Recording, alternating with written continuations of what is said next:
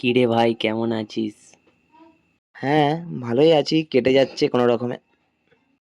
তারপর অহনার কি খবর? আগের মতো আর ঠিক কথা হয় না। বাট কি হলো?